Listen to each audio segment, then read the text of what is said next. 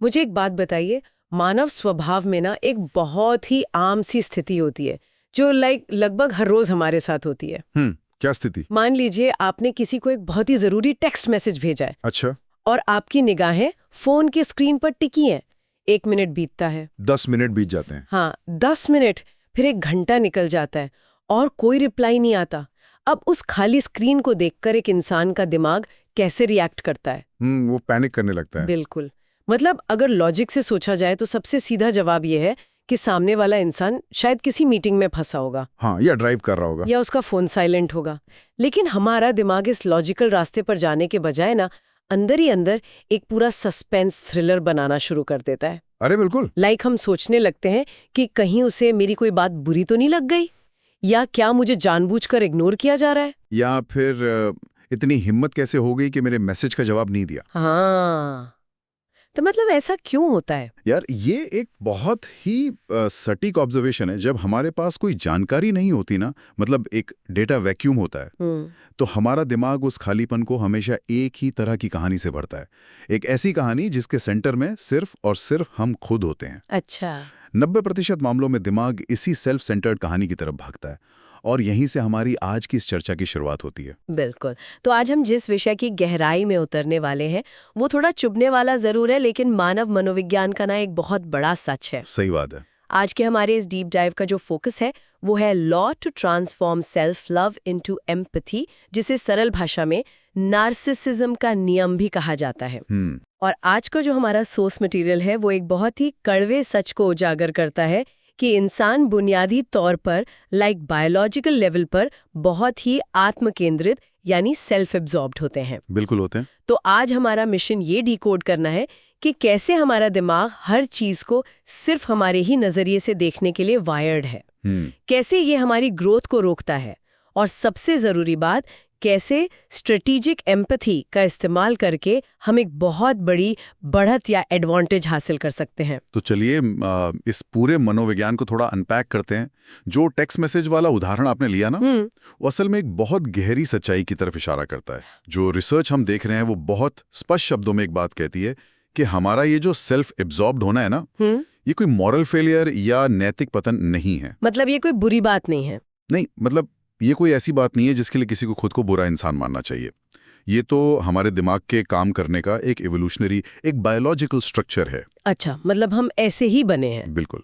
अगर हम इवोल्यूशन के नजरिए से देखें तो एक नवजात बच्चा पूरी तरह से नार्सिसिस्ट होता है। उफ, हाँ, बच्चे तो होते ही हैं। और ऐसा होना उसके सर्वाइवल के लिए जरूरी भी है। उसे दुनिया से कोई मतलब नहीं होता, उसे बस ये पता होता है कि भूख लगी है तो रोना है, ताकि खाना मिल सके। हाँ, वो दुनिया को ऑब्जेक्टिव तरीके से नहीं देखता।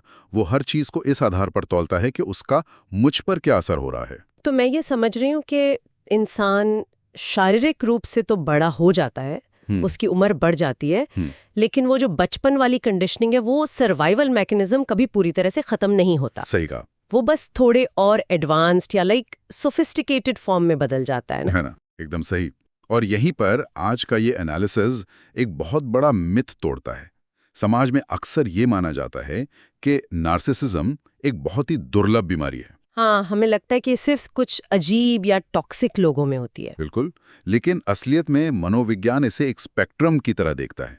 एक किनारे पर वो लोग हैं जो एक्सट्रीम लेवल पर हैं, जिन्हें दूसरों की भावनाओं से कोई फर्क नहीं पड़ता। लेकिन इस स्पेक्ट्रम के बीच में जो एक नॉर्मल लेवल है ना, जिसे एवरीडे नार्सिसिज्म कहा जाता है। अच्छा, एवरीडे नार्सिसिज्म। हाँ, वहां दुनिया की 99% आबादी आती है। आम लोग भी सबसे ज्यादा अपनी इमेज, अपनी जरूरतों और अपनी समस्याओं को लेकर ही चिंतित रहते हैं। मतलब हम सब उसी स्पेक्ट्रम पर हैं। हाँ यार, इंसान भले ही बाहर से ये दिखाए कि उसे दुनिया की बहुत परवाह है, लेकिन अगर कोई अपने विचारों को ध्यान से ऑब्जर्व करे तो पता चलेगा कि दिन का ज्यादातर हिस्सा इंसान सिर्फ खुद के बारे में सोचकर बिताता है। बाप रे, ये तो ऐसा लग रहा है जैसे हमारा दिमाग एक स्मार्टफोन का कैमरा है जो डिफॉल्ट रूप से हमेशा सेल्फी मोड पर ही अटका रहता है। अरे क्या बात है, बहुत बढ़िया एनालॉजी है ना? हम दुनिया की कितनी भी खूबसूरत तस्वीर खींचने की कोशिश करें, उस कैमरे का लेंस हमेशा घूम फिर कर हमारे ही चेहरे पर फोकस कर लेता है। बिल्कुल। और समस्या यह है कि हमें पता ही नहीं चलता कि लेंस मुड़ा हुआ है। हाँ, ये सेल्फी मोड वाला मैकेनिज्म समझना बहुत जरूरी है, क्योंकि ये मोड कभी ऑफ नहीं होता, इसलिए हमारा रियलिटी के साथ जो रिश्ता है वो हमेशा थोड़ा डिस्टॉर्टेड रहता है।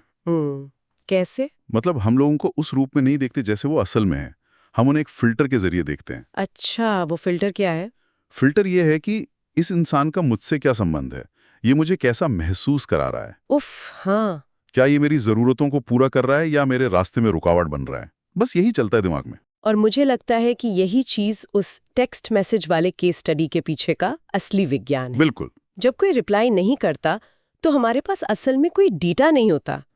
सामने वाला शायद किसी फैमिली क्राइसिस से गुजर रहा हो सकता है या बस सो रहा हो सकता है। श्योर। लेकिन हमारा वो सेल्फी मोड वाला दिमाग इन बाहरी संभावनाओं को प्रोसेस ही नहीं करता। वो तुरंत उस डेटा वैक्यूम को एक सेल्फ रेफरेंस में बदल देता है। हाँ, कि इसका मेरे लिए क्या मतलब है। हम हर चीज को बहुत पर्सनली ले लेते हैं। और यार, इस मैकेनिज्म का सबसे बड़ा असर हमारे करीबी रिश्तों पर पड़ता है। हाँ, रिश्तों में तो ये बहुत कॉम्प्लिकेटेड हो जाता होगा। बहुत ज्यादा। अगर हम इस एवरीडे नार्सिसिज्म को रिश्तों के लेंस से देखें ना, तो ये साफ हो जाता है कि क्यों इतनी सारी रिलेशनशिप्स फेल होती हैं। तो रिसर्च इसके बारे में क्या कहती है? रिसर्च के अनुसार जब लोग किसी रिलेशनशिप में जाते हैं तो उनका पहला उद्देश्य सामने वाले इंसान को गहराई से समझना नहीं होता। टेंशन चाहिए, एक सुरक्षित महसूस कराने वाला इंसान चाहिए। बिल्कुल। हाँ? मतलब एक तरह से हम एक जीवन साथी या दोस्त नहीं, बल्कि अपनी इमोशनल जरूरतों को पूरा करने वाला एक सप्लायर ढूंढ रहे होते हैं। ये सुनने में काफी कड़वा जरूर है, लेकिन साइकोलॉजिकल लेवल पर अक्सर ऐसा ही होता है। उफ, ये तो बहुत डरावना है। और असली क्राइसिस तब शुरू होती है जब वो सप्लायर, मतलब वो दूसरा इंसान, अपनी खुद की समस्याओं में उलझ जाता है। क्योंकि वो भी तो एक इंसान है, उसकी भी अपनी लाइफ है। बिल्कुल। और जब वो उम्मीदों पर खरा नहीं उतरता, लगातार अटेंशन या वैलिडेशन नहीं दे पाता, तो फ्रस्ट्रेशन बढ़ने लगती है। और तब हमारा सेल्फी मोड ऑन हो जाता है। एकदम सही। हमारा सेल्फी मोड ये समझने की कोशिश नहीं करता कि शायद उसकी अपनी कोई मजबूरी होगी। इसके बजाय हम उसके बर्ताव को एक पर्सनल फेलियर या अपने ऊपर एक हमले की तरह देखने लगते हैं। और यहीं से फिर वो साइलेंट ट्रीटमेंट, झगड़े, दूरियां शुरू हो जाती हैं। हाँ, समस्या ये नहीं है कि दो लोग कंपैटिबल नहीं है। मूल समस्या ये है कि दोनों ही अपने अपने सेल्फी मोड से बाहर निकलकर दूसरे का नजरिया नहीं देख पा रहे हैं। एक सेकंड रुकिए, यहाँ मुझे इस पूरी थ्योरी से एक बहुत बड़ी दिक्कत महसूस हो रही है। अच्छा, क्या दिक्कत है? मैं इस पे थोड़ा पुशबैक देना चाहूंगी, क्योंकि अगर हम रिश्तों की ही बात करें, हाँ बताइए। अक्सर ऐसा होता है कि कोई दोस्त बहुत परेशान होता है, लाइक उसका ब्रेकअप हुआ है या जॉब गई है, हाँ, और वो अपनी कोई प्रॉब्लम शेयर कर रहा होता है। जवाब में हम कहते हैं, यार मैं तुम्हारा दर्द समझ सकती हूँ, पिछले साल मेरे साथ भी बिल्कुल ऐसे ही हुआ था। हाँ, मुझे भी जॉब से निकाला गया था। मनोविज्ञान की भाषा में तो इसे ह्यूमन बॉन्डिंग कहते हैं ना। हाँ, लोगों को ऐसा ही लगता है। हम उसे ये एहसास दिला रहे हैं कि वो अकेला नहीं है। तो इस रिसर्च के आधार पे इस चीज को फेक एम्पैथी या सेल्फ सेंटर्ड कैसे कहा जा सकता है? ये बहुत ही शानदार सवाल है। मतलब ये तो इंसान की जो नेचुरल सहानुभूति है उसे भी गलत ठहराने वाली बात हो गई ना। हाँ, पहली बार में ये बात सबको खटकती है, लेकिन यहाँ जिस मैकेनिज्म की बात हो रही है ना, उसे कन्वर्सेशनल स्पॉटलाइट कहते हैं। Conversational spotlight. हाँ, जब आपका दोस्त अपना दर्द बयां कर रहा है तो उस बातचीत का जो स्पॉटलाइट है वो उस पर और उसके अनुभव पर होना चाहिए। सही है। उसे उस वक्त सिर्फ ये चाहिए कि कोई उसे सुने और उसकी फीलिंग्स को वैलिडेट करे। लेकिन जैसे ही आप कहते हैं, मेरे साथ भी ऐसा हुआ था, आपने अनजाने में ही वो स्पॉटलाइट उससे छीनकर अपने ऊपर डाल ली। अब बातचीत उसके दर्द के बारे में नहीं, बल्कि आपके पिछले साल के अनुभव के बारे में हो गई है। ओह, अरे बाप रे। मतलब हम सोच रहे हैं कि हम रिलेट कर रहे हैं, लेकिन असल में हम उस बातचीत को हाईजैक कर रहे हैं। बिल्कुल, इसे फिल्टर्ड लिसनिंग भी कहा जाता है। तो हम सामने वाले की बात सिर्फ इसलिए सुन रहे होते हैं ताकि उसे अपने किसी अनुभव के साथ जोड़ सके। हाँ, ये असल में सहानुभूति नहीं है, ये खुद को वापस सेंटर में रखने की एक बहुत ही बारीक चालाकी है। वाह, ये तो मैंने कभी सोचा ही नहीं था। सच्ची एम्पैथी बहुत ही अनकंफर्टेबल और मुश्किल काम है यार। मुश्किल क्यों है? क्योंकि सच्ची एम्पैथी का मतलब है अपनी कहानी को पूरी तरह से किनारे रख देना, अपने सेल्फी मोड को कॉन्शियसली स्विच ऑफ करना। और बिना अपनी राय थोपे उसे समझना। हाँ, इसमें हमारे खुद की ईगो को कोई तुरंत वैलिडेशन नहीं मिलता ना। इसलिए दिमाग इसे करने से कतराता है। ये तो वाकई आंखें खोलने वाला नजरिया है। जिससे हम केयर करना समझते हैं, वो भी कहीं ना कहीं अपना ही रिफ्लेक्शन ढूंढने का तरीका है। बिल्कुल। चलिए इस सेल्फी मोड के असर को रिश्तों से आगे बढ़ाकर हमारी व्यक्तिगत ग्रोथ पर ले चलते हैं। हाँ, ये समझना बहुत जरूरी है कि ये आत्मकेंद्रित बर्ताव हमारे सीखने की क्षमता को कैसे बर्बाद करता है। अगर हम ग्रोथ ट्रैप की बात करें ना, तो नार्सिसिज्म का सबसे खतरनाक पहलू ये है कि ये एक ढाल बन जाता है। ढाल? कैसी ढाल? एक ऐसी ढाल जो हमारे अहंकार या ईगो को तो बचा लेती है, लेकिन हमें कभी आगे नहीं बढ़ने देती। इससे मैं एक बायोलॉजिकल एनालॉजी से समझना चाहूंगी। हाँ, बताइए। क्या हम ये कह सकते हैं कि हमारा अहंकार शरीर के इम्यून सिस्टम की तरह काम करता है? अच्छा, किस तरह से? जैसे इम्यून सिस्टम शरीर में किसी बाहरी वायरस को देखते ही उस पर हमला कर देता है, वैसे ही हमारा ईगो बाहरी दुनिया से मिलने वाली किसी भी आलोचना या क्रिटिसिज्म को एक वायरस मानता है और तुरंत डिफेंसिव एंटीबॉडीज रिलीज कर देता है। अरे वाह, ये एनालॉजी तो इस पूरे मनोविज्ञान को एकदम परफेक्ट तरीके से समझाती है ना? बिल्कुल। जब इंसान लगातार अपनी एक परफेक्ट सेल्फ इमेज बनाने और उसे बचाने में लगा रहता है, तो उसका ये ईगो का इम्यून सिस्टम ओवरड्राइव में चला जाता है। तो उसे हर फीडबैक एक खतरे की तरह लगता है। हाँ, इस रिसर्च में छात्रों और प्रोफेशनल्स की एक बहुत ही दिलचस्प केस स्टडी दी गई है। वो क्या है? अक्सर लोगों के दिमाग में अपनी क्षमताओं का एक बहुत ही बड़ा चढ़ाकर बनाया हुआ चित्र होता है। उन्हें लगता है कि वो बहुत स्मार्ट और टैलेंटेड हैं। लेकिन जब असल दुनिया के परिणाम आते हैं, जैसे कोई बड़ा एग्जाम क्लियर ना होना या ऑफिस में प्रमोशन ना मिलना, तो क्या होता है? तो एक कॉग्निटिव डिसोनेंस पैदा होता है। यानी उनके दिमाग की जो कहानी है और जो असलियत है, उसमें भयंकर टकराव होता है। और दिमाग इस टकराव को, इस डिसोनेंस को कैसे सुलझाता है? वो असलियत को ही नकारने लगता है। मतलब ये तो बिल्कुल वैसा ही है जैसे कोई इंसान वीडियो गेम खेल रहा हो, हाँ, और बार बार हारने के बजाय वो टीवी स्क्रीन पे चिल्लाने लगता है कि ये कंट्रोलर ही खराब है। हाँ, बिल्कुल सही। या ये गेम ही चीटिंग कर रहा है। हाँ, वो कंट्रोलर को दोष इसलिए देता है क्योंकि ये स्वीकार करना कि मुझे खेलना नहीं आ रहा बहुत दर्दनाक है। उफ, हाँ। असल जिंदगी में भी लोग बाहरी चीजों पर इल्जाम लगाते हैं। वे कहेंगे कि परीक्षा का पेपर सिलेबस से बाहर था, या बॉस पार्शल है और चमचों को प्रमोट करता है, या मार्केट की कंडीशन ही खराब थी। वे कभी शांति से बैठकर अपनी खुद की आदतों का एक ऑब्जेक्टिव एनालिसिस नहीं करते। क्योंकि अगर उन्होंने ऐसा किया तो उनकी वो हीरो वाली सेल्फ इमेज टूट जाएगी। एग्जैक्टली। और ये एक बहुत बड़ा ट्रैप है यार। दिमाग एक आरामदायक झूठ को चुनता है ताकि एक अनकंफर्टेबल सच का सामना ना करना पड़े। और इसका नतीजा क्या होता है? नतीजा ये होता है कि लोग सालों साल एक ही लूप में फंसे रहते हैं। उनकी खुद की नजर में उनकी इमेज बिल्कुल सेफ रहती है, लेकिन असल दुनिया में उनकी काबिलियत एक इंच भी नहीं बढ़ती। हाँ, उनका ईगो जीत जाता है, लेकिन उनका करियर हार जाता है। ये तो बहुत ही गहरी बात है। तो ये तो इस अंधेरे की एक परत हुई, मतलब इंडिविजुअल लेवल पर। लेकिन अगर इस पूरे एनालिसिस को जूम आउट करके एक मैक्रो स्केल पर देखा जाए, अच्छा, बड़े लेवल पर। हाँ, ये सवाल उठता है कि अगर एक साधारण इंसान का ये अंधापन उसकी जिंदगी खराब कर सकता है, तो जरा सोचिए, जब इस सेल्फी मोड वाले दिमाग को बहुत सारी पावर या सत्ता मिल जाती है, तो तबाही का स्केल क्या होगा? जब आत्मकेंद्रित बर्ताव को सत्ता का साथ मिल जाता है, तो इसके परिणाम इतिहास में बहुत भयंकर देखे गए हैं। कैसे परिणाम? लीडरशिप के फेल होने का जो पैटर्न इस रिसर्च में आता है, वो बहुत स्पष्ट है। कई लीडर्स अपनी शुरुआत बहुत ही शानदार तरीके से करते हैं। मतलब उनके इंटेंशंस अच्छे होते हैं। हाँ, उनके पास एक अच्छा उद्देश्य होता है, वे लोगों से जुड़े होते हैं, लेकिन सत्ता की ना एक अपनी बायोलॉजी होती है। जैसे जैसे इंसान को पावर मिलती है, उसका ध्यान बाहरी दुनिया से हटकर वापस अंदर की तरफ मुड़ जाता है। वो अपने लेगेसी और इमेज को लेकर ऑब्सेस्ड हो जाता है। बिल्कुल। और इसका सबसे पहला लक्षण ये होता है कि ऐसे लीडर्स अपने आसपास सिर्फ ऐसे लोगों की फौज खड़ी कर लेते हैं जो सिर्फ उनकी हाँ में हाँ मिलाते हैं। अच्छा, मतलब एक इको चेम्बर बन जाता है। हाँ, एक इको चेम्बर का बनना पावरफुल लोगों की सबसे बड़ी कमजोरी है, क्योंकि वे क्रिटिसिज्म रूपी वायरस को बर्दाश्त नहीं कर सकते। एकदम सही। तो वे उन सभी लोगों को हटा देते हैं जो उन्हें आईना दिखा सकते हैं। फिर तो उस लीडर का असलियत से संपर्क ही टूट जाता होगा। पूरी तरह टूट जाता है।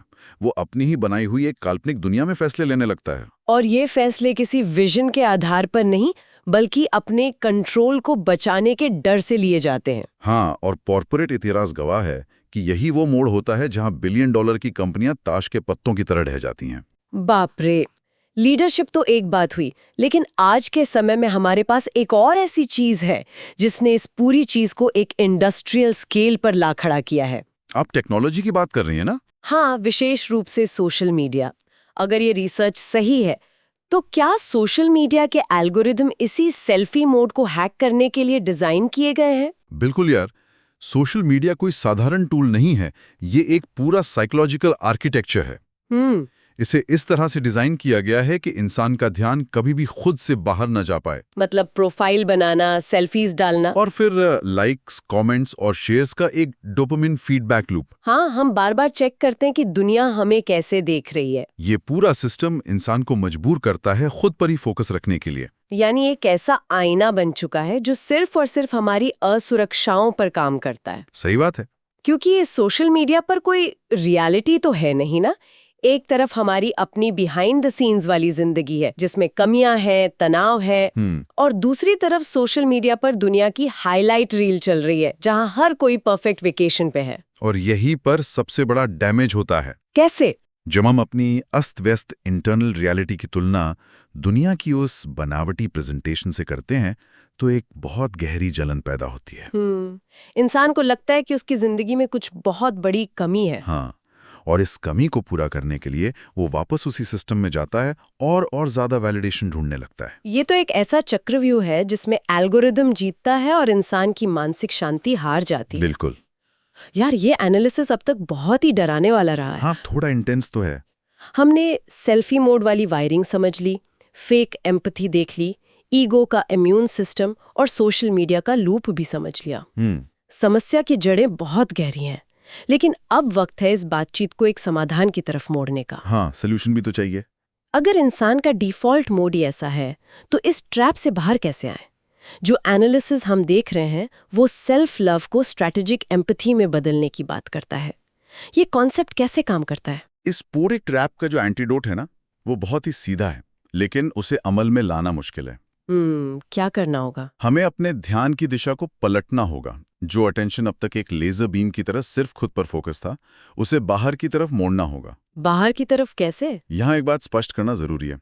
स्ट्रैटेजिक एम्पैथी का मतलब ये बिल्कुल नहीं है कि इंसान खुद को इग्नोर करने लगे या कोई संत बन जाए। तो फिर क्या मतलब है? इसका मतलब है अपने देखने के तरीके को ऑब्जेक्टिव बनाना। जब किसी से बातचीत हो तो जानबूझकर ये कोशिश करना कि सामने वाले इंसान की आंतरिक दुनिया का नक्शा समझा जा सके। आंतरिक दुनिया का नक्शा? इसे थोड़ा और प्रैक्टिकल तरीके से समझते हैं। इसका मतलब है डेटा इकट्ठा करना। अच्छा? इंसान क्या बोल रहा है उससे ज्यादा ये समझना कि वो ऐसा क्यों बोल रहा है, उसकी मोटिवेशंस क्या हैं, उसे रात में कौन सा डर सोने नहीं देता। उफ, ये तो काफी गहरी चीज है। हाँ, उसका बैकग्राउंड क्या है और वो किस मजबूरी से काम कर रहा है। इसे करने के लिए बहुत धैर्य की जरूरत होती है। ये जो स्ट्रैटेजिक एम्पैथी शब्द है ना, ये बहुत ही गेम चेंजिंग लगता है। बिल्कुल है। क्योंकि आमतौर पर समाज में एम्पैथी को सिर्फ एक अच्छा इंसान बनने या दया दिखाने से जोड़कर देखा जाता है। हाँ, लोग इसे एक सॉफ्ट स्किल मानते हैं। लेकिन ये रिसर्च इसे एक बहुत ही खतरनाक इंटेलिजेंस गैदरिंग टूल की तरह पेश करती है। जैसे अगर हम किसी बिजनेस नेगोशिएशन की बात करें तो वहाँ ये एम्पैथी एक हथियार की तरह कैसे काम आती है। नेगोशिएशन इसका सबसे बेहतरीन उदाहरण है। मान लीजिए दो लोग नेगोशिएट कर रहे हैं। अगर एक इंसान नार्सिस्टिक अप्रोच के साथ जाता है तो उसका पूरा फोकस होता है कि मुझे ये डील जीतनी है और मैं सही हूँ। हाँ, इस प्रोसेस में वो सामने वाले पर दबाव डालता है। लेकिन अगर कोई स्ट्रैटेजिक एम्पैथी के साथ जाता है तो उसका लक्ष्य पहले जीतना नहीं बल्कि सटीकता होता है। मतलब वो सामने वाले को समझने की कोशिश करता है बिना अपनी बात थोपे। बिल्कुल। वो सवाल पूछता है और सामने वाले की मजबूरी को समझता है। ऐसा करने से उसे बहुत सी ऐसी खुफिया जानकारी मिल जाती है जो शायद सामने वाला सीधे तौर पर कभी न बताए। अरे वाह। उसे पता चल जाता है कि सामने वाले का पेन पॉइंट क्या है। हाँ, और जब आपके पास ये जानकारी होती है तो आप एक ऐसा सोल्यूशन डिजाइन कर सकते हैं जो आपके भी फायदे में हो और सामने वाले को भी लगे कि उसकी बात मानी गई है। ये तो सच में एक बहुत बड़ा अनफेयर एडवांटेज है ना? जो इंसान दूसरों को समझ सकता है वो उनके बिहेवियर को प्रिडिक्ट भी कर सकता है। यही चीज लीडरशिप में भी लागू होती होगी। 100%। एक एम्पैथेटिक लीडर अपनी टीम के इमोशनल स्टेट को पढ़ सकता है। वो कोई भी नया फैसला लागू करने से पहले ये भांप लेता है कि टीम का इस पर क्या रिएक्शन होगा और फिर उसी के अनुसार अपना कम्युनिकेशन तय करता है। हाँ, इसके विपरीत एक सेल्फ एब्जॉर्ब्ड लीडर सोचता है कि जैसा मैं समझता हूं वैसे ही सब समझते हैं, और जब टीम विरोध करती है तो माहौल टॉक्सिक हो जाता है।